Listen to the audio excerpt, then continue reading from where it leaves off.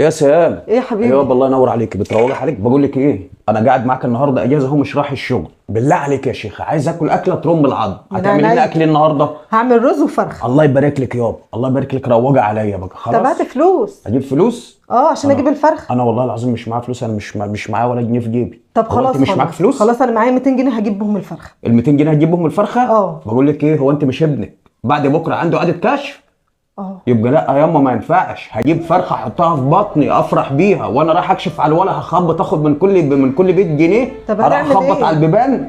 تعملي ايه اللي عندك يابا؟ الجدب الموجوده عندك ايه في الثلاجه؟ في عيش وجبنه وطماطم. تمشي يابا، عيش وجبنه وطماطم والحمد لله بفضل وعد. يا سلام، البطن ما بتشكرش. هروح اجيب فرخه تعاير بيها عشان اشبع، واخد الولا شايله على كتف، الف على البيبان اخد من على كل باب جنيه. ماشي يابا حالك يابا. ماشي خلاص عندك حق. اظبطي الدنيا كده، سخني بقى، طلعي العيش كده سخنيه واظبطي لنا كده الدنيا. ماشي خلاص يابا. ماشي. انا بره في الصاله. ماشي. ايوه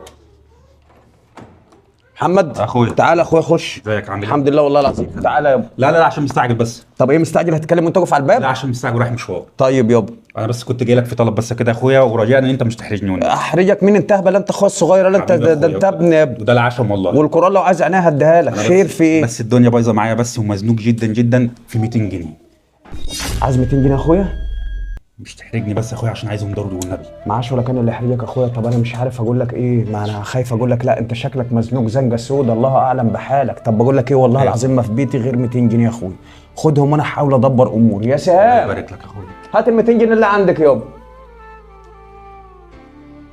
خد يا حماده. ازيك يا محمد؟ عامله ايه؟ الله يخليك. الحمد لله. ماشي يابا روح. والله العظيم يا محمد 200 جنيه هم اللي في بيتي، لو معايا اكتر انا هديلك. الله يعينك يابا، انت شكلك شايل شيله سودا. الله يخليك يا خد يابا مشي حالك وظبط امورك حبيبي يا محمد. يلا هتعوز حاجه؟ على مهلك يابا، الله يسترها معاك. بقول لك يا محمد يا اخويا، انا مش بتكلم في حاجه، بس انا عايز اكون مطمن على اخويا الصغير.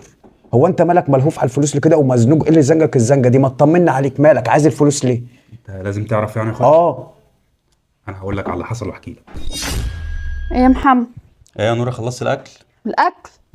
نسمعك كده يا محمد وانت بتقول خلصت الاكل، وليه ما بعمل انواع جوه؟ ما كانوش شويه مكرونه يا محمد، حتى مش جنبهم فرخه ولا جنبهم اي حاجه. يا ست قول الحمد لله والرضا بالموجود. ما قلناش حاجه يا محمد، الحمد لله، بس نفسنا في فرخه يا محمد ناكلها جنب المكرونه، ما تصرف وتجيب لنا فرخه. فرخه؟ طب وانا اعمل ايه؟ ادي الله واضح حكمته، اعمل ايه طيب؟ انا اقول لك تعمل ايه؟ انزل على اخوك يا محمد، مايل عليه كده في فلوس وهات لنا فرخه. اخويا؟ طب افرض يا ستي مش معاه فلوس ولا حاجه، هحرجه. مش معاه فلوس؟ هو انا يعني يا محمد اللي لازم اقول لك ما تتصرف من عمتك من خالتك من جيراننا؟ اتصرف يا محمد وهات لنا فرخه ناكلها جنب المكرونه. طيب انا هتصرف كده وانزل له واوصل واشوف كده الدنيا فيها ايه. ماشي يا محمد يلا. ايوه كده هستولك كده، عايزين ناكل فراخ، هناكل المكرونه مش جنبها حاجه. بس يا حماده هو ده اللي حصل. هو ده اللي حصل؟ هو انت كنت عايز يحصل حاجه تاني؟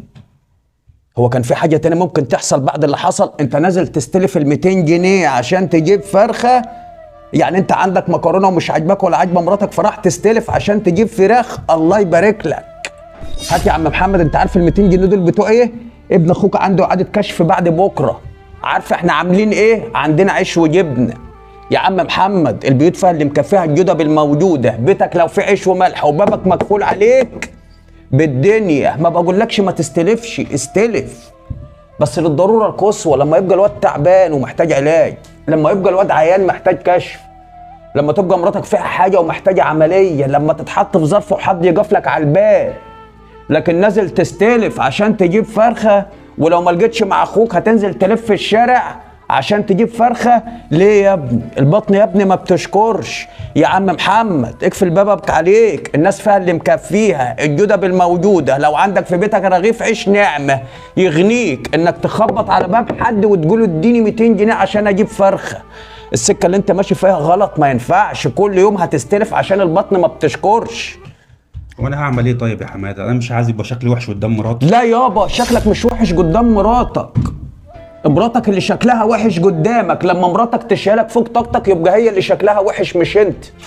لما مراتك تطلب الحاجه وانت مش معاك فلوسها وهي عارفه انك مش معاك فلوسها يبقى مش انت اللي هتتحرج، دي هي. يا عم محمد اسمعني، مراتك بنت ناس على عيني وعلى راسي. يا عم محمد مراتك بنت اصول على عيني وعلى راسي. نشوف امارات بقى هي جدعه ومتربيه. نشوف كرامات. لو بنت ناس مش هتسمح ان جوزها ينزل يستلف عشان يجيب فرخ. لو بنت ناس مش هتسمح ان جوزها ينزل يخبط على البيبان عشان تاكل لحمه. انا غلط ولا انا صح؟ اسمع يا ابن الناس، ممكن تستلف عادي بس للضروره القصوى. لو في حد تعبان مش لاجئ علاج، لو حد تعبان محتاج عمليه، لو حد خبط عليك وقال لك انا ليا، في الحاله دي استلف. لكن يا ابن الناس تستلف عشان تاكل، عيب عليك. تستلف عشان تلبس، عيب عليك يا ابن الناس. 3/4 البيوت قسما بالله ماشيه تبص بالتيله، الجدب الموجوده. يا ابن الناس الله يسترها معاك، مفيش حد في الدنيا كاسر عينك يا ابن الناس. مراتك لو بتشيلك فوق طاقتك، مراتك لو مش عاجبها الاكل فكل شويه تقولك استلف وهات لي لحمه وفراخ، مراتك لو مش هتسند وتصبر، مراتك لو مش هتبقى سند وسندال اليومين دول، بيت ابوها اولى بيها. السلام عليكم ورحمه الله وبركاته.